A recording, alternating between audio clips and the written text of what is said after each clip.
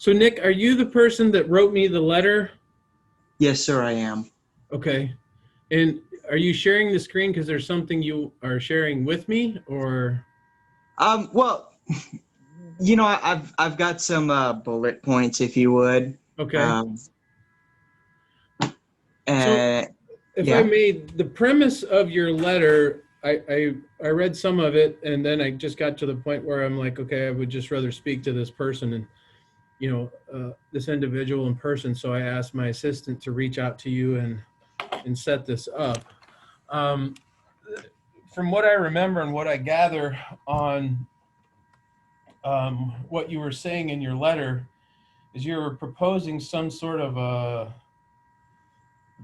formal, it seemed like some sort of a formal education type process on how to interact with law enforcement. Is that kind of the general premise? yes, sir. What I'm asking is for a couple requirements that legislation would be made to create and maintain an educational and informational program that would have a video, some posters, and pamphlets that would inform people of their rights and responsibilities when interactions with law enforcement occur. What that would mean would be um, you have the responsibility to always comply when an officer asks you um, to stop in place or tells you that you're being detained. You have the right to refuse these questions. Um, there's a bit of an art that could go to it. Yeah, I would say about a 5-minute video, and as well as providing information with links to AZ Leg Title 13, so that people could find the laws that they are responsible for knowing and following. Um, there would be maybe city ordinance links at the end of the video, as well as, any other deemed necessary information. Um, not just having this information available to, online people, but I would like to focus it towards putting it into junior high or high school is something that, once a year at the beginning of the school year, teachers put the video on. It plays for the classrooms, and they're kind of they're, I guess it would be a way of not inundating, but just educating or introducing these rights and responsibilities to youths. Maybe putting posters into places like the courthouse, the jails, the police department headquarters that say, your rights as a citizen and your responsibility to know the laws are here. You find AZ Title 13 here, city ordinances are here. They're outlined in the bullet points that I can email over to you. Sure. That You know, to a me. big I'm just kind of curious as to, because, um, it's, I'm wondering how this concept came to you, and at the same time, disappointed that for whatever reason, obviously you feel that this is necessary, which tells me there's some overarching issue or a premise that must exist that you feel that it's needed for the purpose, because it's almost as if, because see, to me growing up, and I'm 48 years old, Yes, um, sir. growing up, there was, well, I hated law enforcement when I was young, but at the same time, I grew to respect law enforcement the older I got, but I always realized that I needed to comply with a law enforcement officer if I ever had the any occasion ever came up that I had to interact with one. But what you're proposing has an underlying premise that that's not common knowledge anymore, and which is kind of disappointing in itself. So I'm kind of See, curious as can to, can I can I bump in to say when it is common knowledge. However, practice makes perfect. Good habits are built through repetition.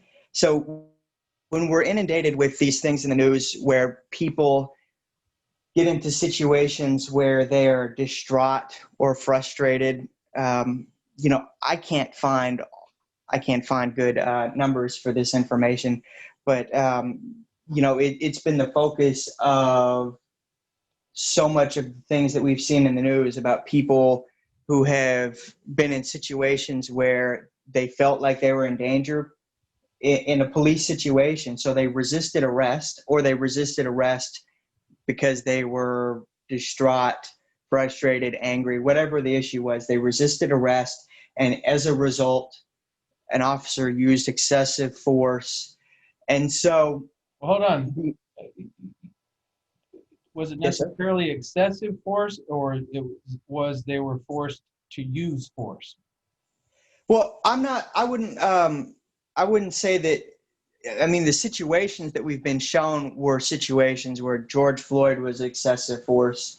But the issue wouldn't be, what we've seen on the news. That is literally 1%. I would say that the issue would be more of introducing law enforcement to say, here is what's going on. Here are your rights and responsibilities. I mean, I've I've been very, I've hated the laws. I've never hated law enforcement personally, but when you get back to the issue of whether force is excessive or it isn't excessive, or whether a person understands their rights and responsibilities, because the actual number of people who resist arrest because they're distraught and an officer wasn't able to say to them, hey, you know your rights, you have the responsibility to comply with me.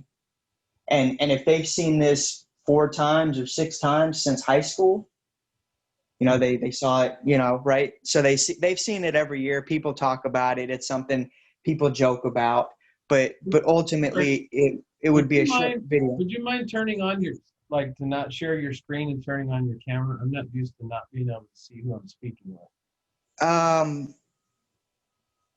Yeah, if you don't mind, hold on a second. Yeah.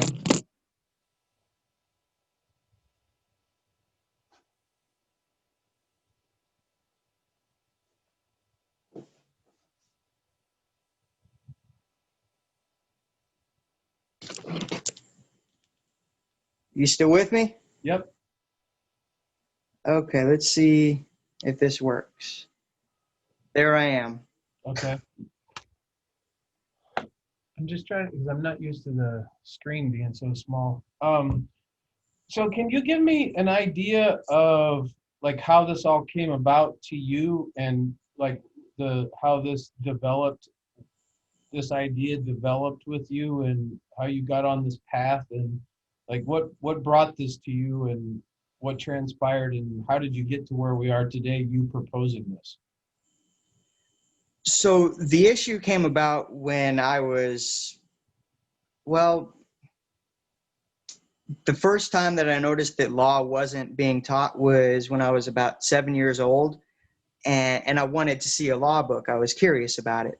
However, the only option was to go to the library, which was something that my poor mother couldn't afford to do. We didn't have a reliable vehicle. And so getting to the library to look at that law book was just impossible. Um, Later on in life, it became like a joking thing, like um, a lot of youth, and I'm sure there is no recording of this because it's not going to be stated, maybe in the future, but it was a joking issue for friends of mine who went through the juvenile system, that, they would find out they got a 5-year sentence, a 10-year sentence for something that they were under the impression was going to be a 3-month stay, a 6-month stay. So, it progressed past then, and I guess it was 2014. When I said, what, something's got, I was waiting, I was expecting this to happen. They have this same program in Texas where I'm from. They created it in 2017. However, they don't address citizens' rights. And I think that's a key issue in making people comfortable with law enforcement, is understanding that, a law enforcer will tell you to comply, but they'll also say to a person asking about the situation, they'll say, well, we don't want to tell people that they don't have to answer certain questions because it makes our job harder. But the issue isn't whether or not it makes their job harder. It's whether or not people are informed of their rights and responsibilities.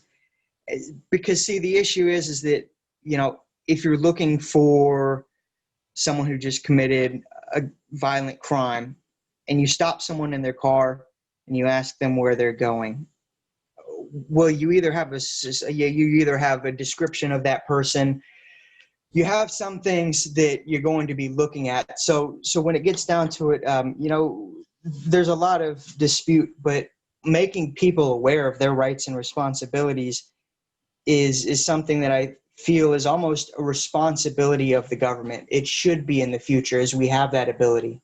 Instead of a judge saying to a person, well, you should have been aware of that law, the judge can say, you know what? Since junior high, since high school, every year you are shown this video that shows you where you can find the laws that you're responsible for knowing. It also gave you measures of punishment to say that, this misdemeanor carries this fine, this felony carries this fine, retaliation for someone hitting you carries this fine. That's addressed in the letter as well, but not so much refined as it takes a little bit more finesse, maybe some sitting down and reviewing the laws to figure out how to set that up. But it came to me because I feel it is a necessary issue. I think it's 1 in 3 people will be arrested by the time they're 23, 1 in 10 in Arizona. I'm sure it's much higher for the Greater Valley area, and that's youth. 1 in 10 youth will be arrested by the time they're 18. And so that number's been decreasing for years. I'm thinking this might actually help with that situation, or at least put law enforcement into a better perspective. And if not law enforcement, then government, to say, well, this is the information that our government has provided to us, our rights and responsibilities, to make sure that we know what our rights and responsibilities are when we have interactions with law enforcement. Because the actual amount of people who feel like they've been wronged in the justice system that causes recidivism, it's fairly high if you talk to them.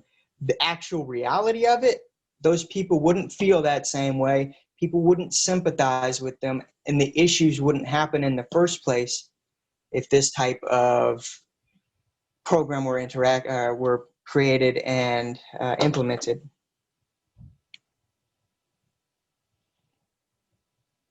Sorry, did I catch all your questions? Yeah, I was just thinking about what you were saying. I think that I'm not certain how effective it would be from the perspective, because from my experience, I stated earlier, I didn't like law enforcement when I was younger. And oddly enough, I ended up becoming a member of the law enforcement community in the past. At one point in time, I worked in the jails in Maricopa County. And then I was also an elected constable. Now those are two different roles than actually being an officer on the street, but still a member of the law enforcement community. So with Dealt with that prisoners. experience, I think individuals that commit crimes a lot of times do so thinking that they're not going to get caught. Um, I'm not sure that how this would affect people that are actually committing crimes. I think it could possibly have an effect on, say, a traffic stop turning into a much larger offense, or or being exacerbated, or um, you know turning into something that it definitely didn't have to become, just because of how someone reacted with the officer while they were going through that interaction. Um, because I've, for a very long time now, had the perception that um, when you have an interaction with a law enforcement officer, while you're in that interaction, that is not the time to vocalize your disagreement with how the officer is acting or what they're doing. Um, that time will come later after the fact. You get yourself through that interaction, and if you have an issue with how that interaction took place or any actions that the officer took, there's a process where you can, file a complaint and grievance and so on and so forth after the fact. Right, and I had a presentation for you today that would explain simply the steps of introducing, would start with an introduction of the law enforcer, then move on to them saying that a person has the responsibility to stay in place, telling them that they have the authority to use force if they if they don't comply with an officer's request to comply, as well as progress to after, if they request to do a search, they have the right to refuse a search. But, if an officer brings out a dog who sniffs out, they'll find probable cause. It will result in this, and then it moves to this. And towards the end of the presentation, it would result in this cartoon character, a kind of a 3D cartoon character in a neutral setting, like a stage with the spotlight on them. And they would say to the audience, these are what you could expect for if you're being arrested, your Miranda rights. These are measures of punishment. This is where you can find the laws. If you're being arrested, or if you're being, if you're providing information as a victim, you'll be receiving victim rights pamphlets. At that time, you can request badge and identifying info. So what we're looking at isn't so much, how much extra time will we be spent. It's how many lives will be saved, how many people won't resist arrest, how many instances of how many instances of non-compliance will be turned into instances of compliance. How many people won't be killed because they've seen this stuff for 4 years, or they've seen it once. They see the poster when they're at the high school. They see the poster when they're at the library, the DES office. Right. And so they're inundated with, your rights and responsibilities written out onto everything from pamphlets that an officer can say to you, here's the pamphlet right here, after they've detained someone who's being unruly, who is maybe having a mental breakdown or just frustrated at the situation, angry and uncompliant, to say, look, person, you have been shown these rights. You should know these rights. You do have a responsibility to comply with this. And if you don't, it's going to result in further issues. Let's figure out how we can get all this stuff done with, and we'll figure out who is right, who is wrong after that. Okay. So it's kind of like a method of providing the officers with a de-escalation opportunity without going to defunding, without going to, this option or that option, to say that these are what a citizen should be provided with anyways. There's a certain amount that I believe of responsibility the government has as we move into the future, with the ability to provide people with the laws that govern them. That means not just, interactions with law enforcement. That means translations of criminal law. Title 13. I don't know if you're aware, but roughly 38% of Phoenix households speak a language other than English. 30% in Arizona, 1 in 5 nationwide. Whether it's because of comprehension or ability to use English, comfort, whatever it is, there's a certain amount of responsibility that government has to not only citizens who can't understand these laws, but to citizens who will be affected by people who didn't understand the severity of these laws. So you see, if if a visa worker drives drunk and kills somebody, or they get drunk out in public and break something, if they didn't understand the severity of those laws because they could only read 3 sentences in English, it was 3 simple sentences, they didn't ever have a chance to look at translations of criminal law, official translations. They were easily accessible. Well, I understand what you're saying, but I don't think, I mean, if you're successful in what you're proposing, I don't think you're going to get I shouldn't say I don't think you're going to get, I think you might get a generalized, you have a better chance of success with a generalized, very brief level of a short attention span type of education on how to interact with law enforcement up front. Trying to go further in depth about laws and teaching people what their rights are, going down that path, because there's so many different avenues on laws and stuff. And that would be literally the sum of the video would be a goal of 3 minutes or less. Okay. Let me ask you, have you met with other legislators? I have not. I do have meetings with other legislators, and I've spoke with legislators on a national level, Okay. Arizona representatives, who are looking into making this something that would be a nationwide You're talking program. about U.S. congressmen and senators? Yes, requiring states to make these programs, requiring states to create, some form of presentation, whether it be a recorded video or a presentation done by members of law enforcement. So these were Arizona congressmen? Yes, Grivalda. Okay.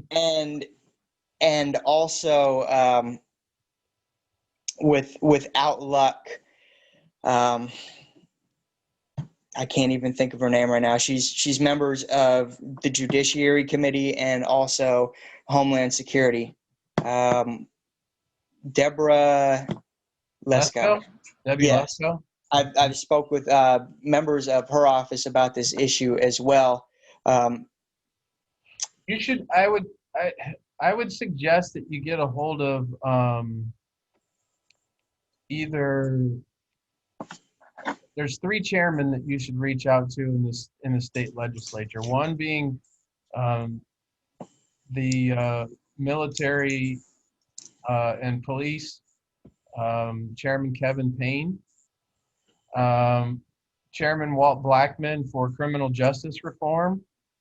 I've reached out to his office. And also Frank Pratt, who is the chairman of Judiciary in the state house. You might want to, start with the house. And, you can tell Blackman and Payne, even Pratt for that matter, that I suggested you reach out to them. Maybe even have you come in and, maybe one of them will have you come in and do a presentation in front of the committee or something like that. Because what you're proposing, for this legislation is a little late in the game, but I wanted to hear what you had to say. And I think there's some merit to what you're proposing. If you save one life, it is worth doing. But it's trying to get something done in this legislative session. You're kind of coming into it late. I would look at this as an education process that you're providing education to legislators on what you're proposing and proposing your concept in hopes that you can build a consensus to possibly get something done in the next session next year. Because today is the last day for us to introduce bills before we have a 7 bill limit start. And this is a little comprehensive to try and, this is something that I think most legislators are going to want to sit down and really put a lot of thought into. You don't want to just throw something together and throw a bill out there, because there's going to be a cost to this. There, Incredibly cheap. I mean, I'm willing to do this for almost free. If you looked at it like, I mean, I've looked at a lot of different options. I could probably put something together that would be Disney quality in a year. I mean, that would be the goal that I would hope for. Customized to, every city, providing a lot of information. But, without getting that, you said it was Kevin Payne. Yes, Chairman Kevin Payne for Can you military spell that? Payne. Okay, see, I'm not familiar with the name. Could you tell me, would he be the person to speak with about setting me up with? I've reached out to law enforcement with not so great results. I've reached out to AZ Post, requested public information about finding the materials that they use. But back to Materials that they Payne. use for what? For educating, so there's certain procedures for when force is excessive, when it's not excessive, when using force is okay, when it's not okay, when Miranda rights have to be read. So if you go through Title 13 trying to find out where an officer's responsibility to Miranda rights are, or if you're just curious to know what Miranda rights are, it's, I couldn't find it. The biggest issue with this, it's also legislation that would require ease of access laws, simple awareness training of saying to members of law enforcement, courts, and governments, to say that, if a person asks where they find criminal law for the city or the state or federally, that you can answer them. It's, Arizona legislator, azleg.gov, azleg.gov, or, it's Phoenix Municipal Code / this, and to create a more easier way for people to access this information so they can see the laws that, they're responsible to finding, as opposed to, unfortunately, the situation of a lot of officers, they get busy. They're not technically allowed to say, this is illegal, that's not. They'll say, Google it. They won't tell you go to azleg.com or .gov, go to Title 13, scroll down to chapter this, it's under section this. So we're getting right up to the end of my allotted time. Okay. Yeah, I would, like I said, I think you're on a very large uphill battle to try and get something accomplished outside of just building a coalition and educating legislators on what you're proposing at this point, as far as this session is concerned, because we're very late in the game on proposing legislation. I would continue going through the process and talking to legislators and educating them on what you're proposing, and going down that path in hopes to get a lot of work done between now and next session. That would be what I would suggest at this point. Yeah, totally. So can you tell me on the rules so that I'm prepared? So you're saying that today would be the last day to introduce legislation. I understand there's no way for someone to look at bullet points and do all the research provided that would be necessary, as well as, yeah, okay. So I get what you're saying on that. Today was actually, it was supposed to be last Thursday, but it was extended for a week. So as of 5 o'clock today, any legislation that we propose, we're limited to 7 bills after today. And then there will be a date where it's cut off altogether, which I believe, I can tell you, 1 second. Mm-hmm. They didn't allow you, or you're not allowed any exceptions for COVID as far as that 7 goes? Well, like I said, it was already extended a week. Mm-hmm. Um, Yeah. no, there's not, I don't think there's going to be any further exceptions. The last day for introduction of bills is February 8th. But that's, that's only a couple weeks away. And I'm sure you don't want one of us trying to throw together a bill in 2 weeks on what you're proposing. This is a little more comprehensive than just, to do something like that, you have to kind of really know what you're doing. And this is going to there's going to be some vetting out what to include, what not to include. I understand what you're proposing, but whether or not everything makes it into it is another story. What would be options for, I understand that you guys have to get everything approved. So I'm thinking cost would be under $1,000 for the initial video. Well, the cost is going Well to under have a to be thousand determined dollars. by our joint legislative budget Of committee. course, of So, course. for the first thing that has to be done is a bill put together. Once a bill is put together, then we would have to submit it to the Joint Legislative Budget Committee, and they do a study and an analysis of what the cost is going to be. And then they, will either do a fiscal memo for the legislator that's sponsoring it, or they will do a fiscal note, whichever is requested, which would get attached to the bill stipulating a cost, and that would create an appropriation. And it depends on how you're looking to disseminate this. If you're only talking about creating a video and replicating it so it can be played in front of students in high school, that's one thing. If you're talking about creating pamphlets on paper, there's going to be a cost for that. So it depends on what's all being proposed that will come down to the cost. And, other factors that I can't tell you off the top of my head what they may be, that JLBC is who specializes in cost, and that's who we refer to for cost measures and what an appropriation is going to be needed for a piece of legislation. That's why I'm saying it's next to impossible to try to get this done in 2 weeks. Totally understandable. As far as finding persons interested in pursuing sitting down to refine this legislation, what could you help me with on that issue? Meaning, Well, so I'll reach out to those 3 members. That would be your first step. I mean, what you're doing is the first step. Yes. Continuing to do what you're doing and being persistent with it, reaching out, leaving phone calls, emailing. Phone calls are best, I would say. Calling and talking to their assistants and requesting a meeting, and continuing to send an email.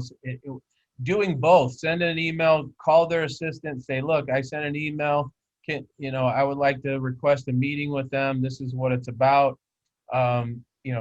And then also if you get a chairman to listen to what you have to say, and the chairman is willing to put it in front of a committee, so just so you can do an information type presentation, or the chairman may take you up on sponsoring legislation, or the chairman may, there's a lot of things that can be done. They can do an ad hoc committee. They can request from the speaker to do an ad hoc committee over the interim. So this could be, they could have other legislators put on a committee to vet this out, talk about everything that you're proposing, all the fine details. In other words, your bullet points.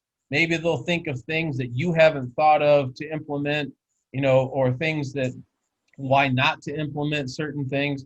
You'll have an opportunity if you get a legislator or a chairman or somebody that's willing to do this, then you'll have an opportunity for them to draw in law enforcement, for them to draw in other, maybe county prosecutors, maybe the courts, all of the entities that are involved around in criminal justice and the interactions with law enforcement.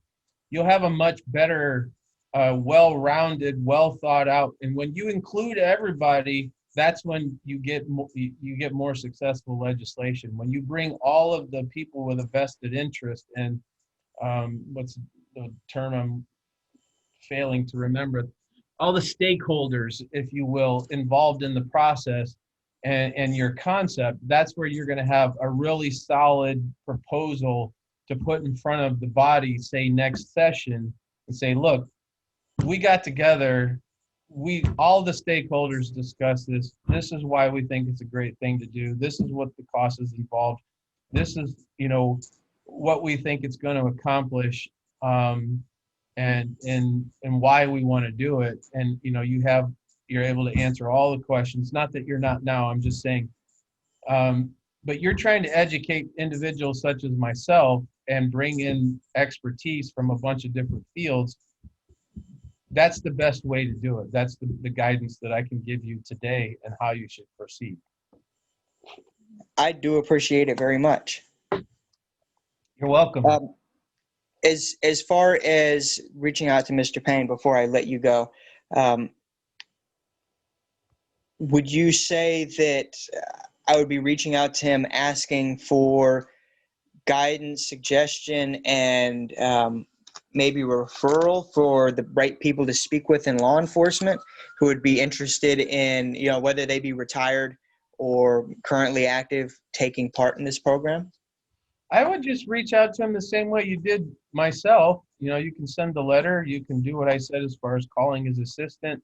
You can put it in an email format, although I'll tell you right now is not the best time to send emails. But if you follow the email up with a call to his assistant and point it out to the assistant can then help you make sure it gets on their desk and gets in front of their face. That would be what I would do if I were in your shoes, is send an email, follow it up by a phone call to the assistant, and go from there. And if you can get one of them interested, and I would think Mr. Payne, Mr. Blackman would be your best bets. Mm-hmm.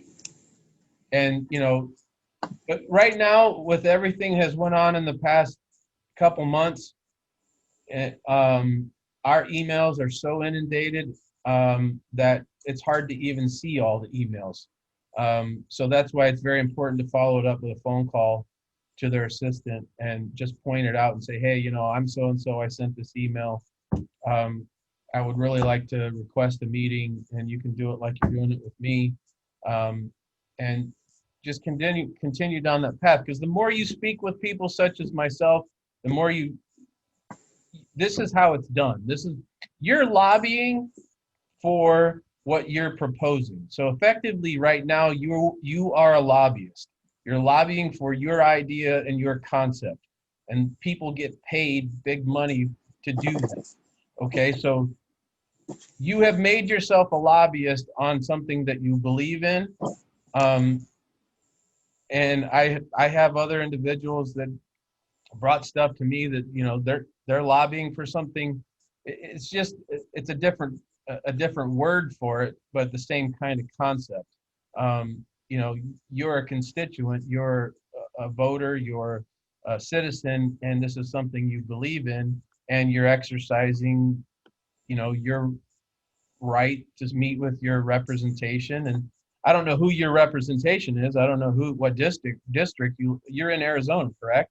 Yes, Peshla. The Navajo woman who was elected to 30 or 29. Guy. Yes. Sosi and Teller. So you're in district 30 or district 7? 30 or 29. So you're not up in Navajo County. Isn't she? I'm sorry. Isn't she representative for? I don't know what district Peshla represents. Are you in Navajo?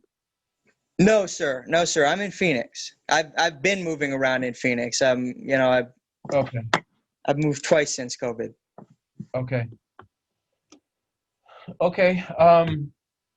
That's the best advice I can give you at this point. I'm going to have to let you go, but I appreciate you meeting with me. Go ahead and send me your bullet points, and if I see Mr. Payne or I sit on the law enforcement, the Military and Public Safety Committee. I also sit on the Criminal Justice Reform Committee. Yes, sir. And a couple others, but those are the two that would pertain to what you're looking to do. Mr. Roberts, before I let you go, can I ask you about those 7 laws? So, creating official translations and requiring translations of criminal law, at least to start. Is that something that you think that you could get done? I mean, is that something? So, can you tell me where I would find the laws or the rules on legislation that limit you to only 7 bills? Or That would be a rule that you would find under House rules.